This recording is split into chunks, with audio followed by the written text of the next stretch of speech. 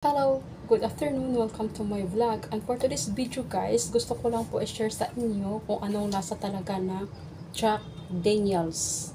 Ito po ay whiskey with Coca-Cola.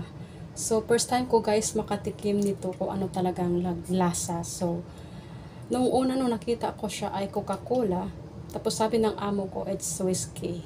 So, matagal ko nang pinaplano na gusto siyang tikman. So, ngayon guys, ay titikman ko siya. At ito ay matatawag na Coca-Cola review. So, let's try. So, ayan guys, i-ano ko na sa baso. So, para din siyang beer, kaya nagbula siya, diba? Nagbula. So, baka naman ako malasing nito. Pero, 7% lang naman yung kanyang alak. So, ngayon ay titikman ko na guys.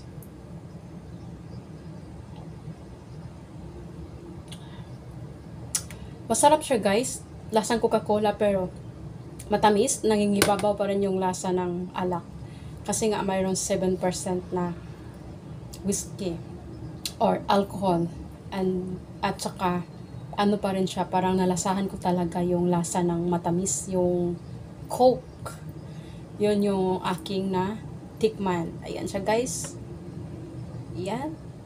Hanggang dito na lang po. Thank you for watching. Bye everyone.